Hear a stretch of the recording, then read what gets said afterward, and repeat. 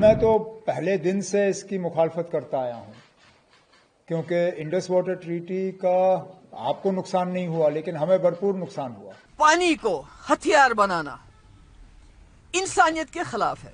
یہ پاکستان یا کسی اور ملک کی اگر کسی ملک کے ساتھ بھی ہمارا پانی چلا جاتا اس کو بند کیا جائے گا میں سمجھتی ہوں انسانیت کے خلاف ہے. ہم نے مرکز کو 2 پروجیکٹس دیے ہیں جو ہمیں لگتا ہے ان پہ کام اگر ہوگا تو ہمیں فائدہ ہوگا. ایک جہلم پہ ایک نیویگیشن بیراج جس کو تلبل نیویگیشن بیراج کہا جاتا ہے سوپور کے پاس، اس سے وولر میں پانی بڑھ جائے گا، جہلم کا لیول بڑھے گا.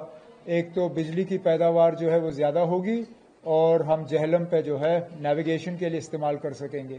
آج تک ہمارے پاور پروجیکٹ بنے جن کو 96-97 میں فاروق صاحب نے 8 ہمارے پاور پروجیکٹ NHPC کو دے دیے جس کی وجہ سے ہمیں بہت بڑا نقصان ہوا. میں تو پہلے دن سے اس کی مخالفت کرتا آیا ہوں کیونکہ انڈس واٹر ٹریٹی کا آپ کو نقصان نہیں ہوا لیکن ہمیں بھرپور نقصان ہوا.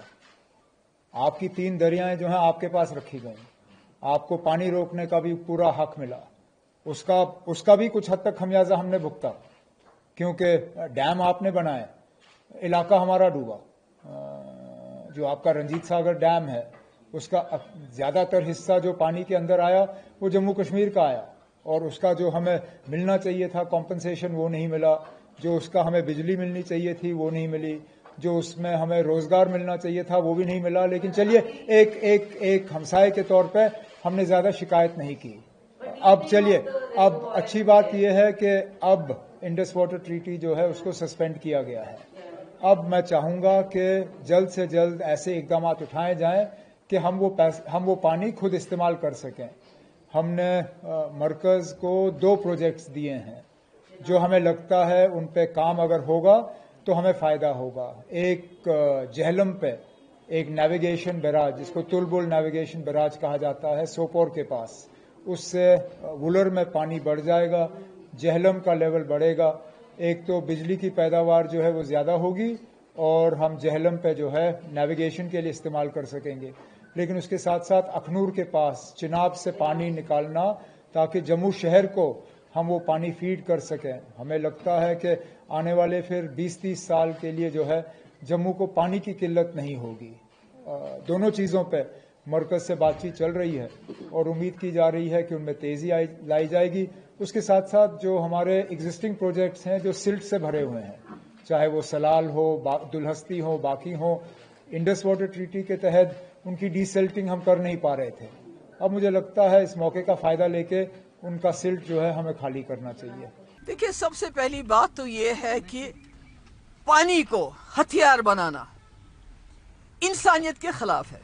یہ پاکستان یا کسی اور ملک کی اگر کسی ملک کے ساتھ بھی ہمارا پانی چلا جاتا اس کو بند کیا جائے گا میں سمجھتی ہوں انسانیت کے خلاف ہے. اگر اس کے باوجود بھی عمر صاحب وہی لائن ٹو کرنا چاہتے ہیں جو BJP کی ہے کہ پاکستان کے لوگ کو ترسانا ہے پانی کے لیے، اور عمر صاحب کہتے ہیں میں اس کے خلاف ہوں گے. مگر میں عمر صاحب سے پوچھنا چاہتی ہوں جو آج تک ہمارے پاور پروجیکٹ بنے جن کو 96-97 میں فاروق صاحب نے 8 ہمارے پاور پروجیکٹ NHPC کو دے دیے جس کی وجہ سے ہمیں بہت بڑا نقصان ہوا. کیا عمر صاحب یہ گارنٹی دیتے ہیں کہ جو ہمیں انڈس واٹر ٹریٹی کی وجہ سے جو ہمارے پاور پروجیکٹ بن کے فاروق صاحب نے NHPC کو مونگ پھلی کے دام دیے، کیا گورنمنٹ آف انڈیا اور عمر صاحب یہ جموں کشمیر کے لوگوں کو یقین دلانا چاہتے ہیں کہ وہ اس ٹریٹی کو انسانیت کے خلاف جا کے سسپینڈ کر کے جموں کشمیر کے لوگوں کو معاوضہ دیں گے؟